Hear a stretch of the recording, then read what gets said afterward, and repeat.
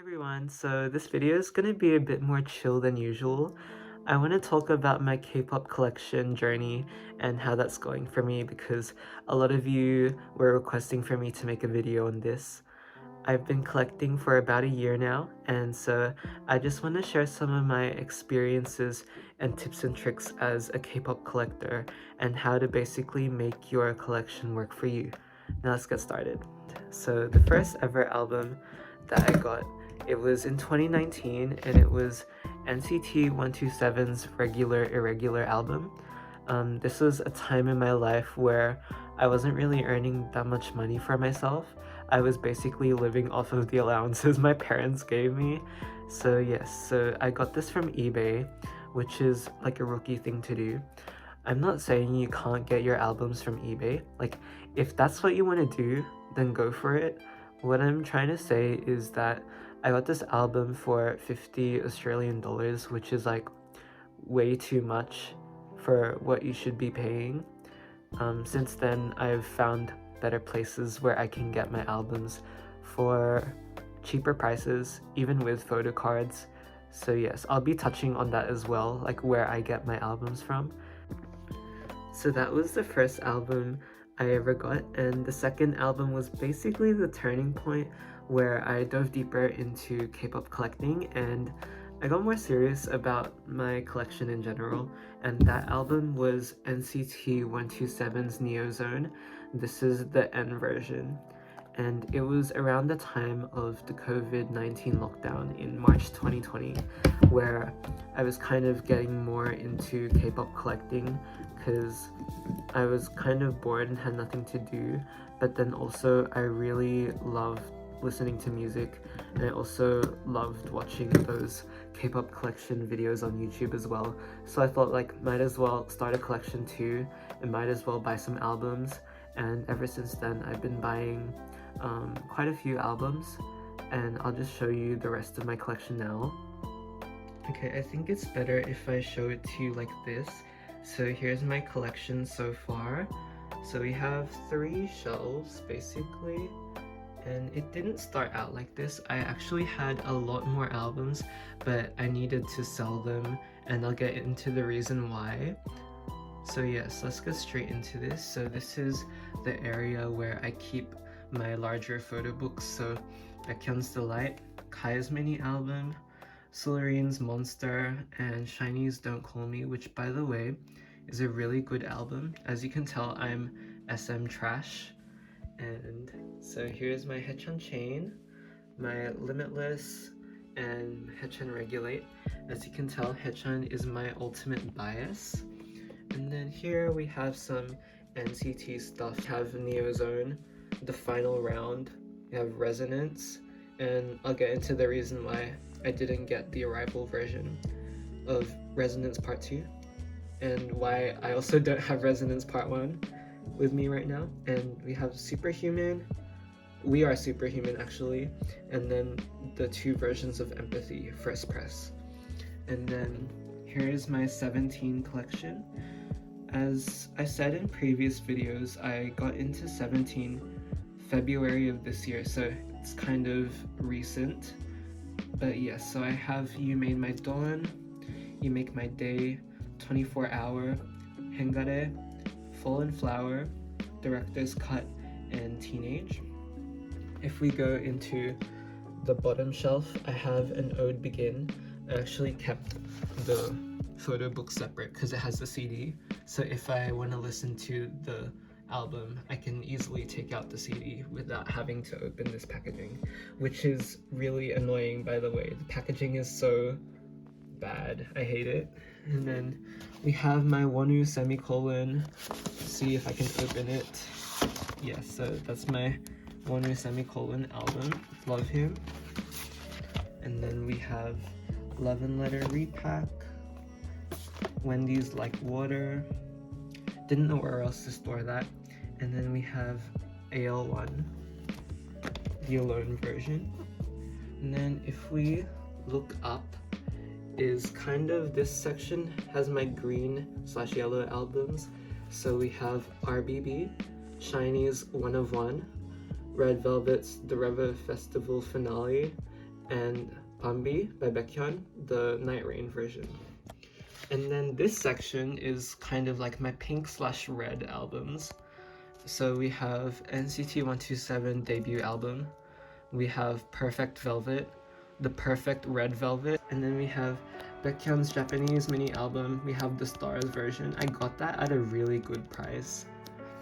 And then we have Chain regular edition, and then NCT 127's Cherry Bomb. And then I also have my NCT Light Stick. Let's see if I can get it. Yeah, so basically that is my collection. I'm really proud of how it looks and how it has turned out and how I was able to get all my albums at such good prices. So let's jump into the next section. So this is the part of the video where I give you my experience and tips and tricks that I've learned along the way. And tip number 1 is I highly recommend using Facebook buy, sell, and trade groups. So what I mean is that there are these Facebook groups that are titled K-pop buy, sell, and trade. So there are these people who post their K-pop items secondhand and that are for really good prices compared to, say, if you would get it from eBay or SM Global Shop. So those are really good ways of getting your K-pop albums if you're on a budget like me. Tip number 2, and it's kind of related to the K-pop buy, sell, trade thing, is to go collect at your own pace. Do what works best for you. I know it's easier said than done to say that I'm gonna collect at my own pace, but once you really get into it, there are certain times where you just where you find yourself ending up buying way too much more than you would have anticipated. So I'll give you a story time. So for me, I was buying my albums off of the buy, sell, trade Facebook groups, right? I was finding myself buying a lot of albums. Initially, the pace that I was buying my albums in wasn't that bad. I'd say it was around 1 album a week, which is actually ridiculous thinking about it now, how bad my spending habits were. And then when I was getting more, it got to a point where I was buying like 2 or 3 in 1 week, and it was getting too much.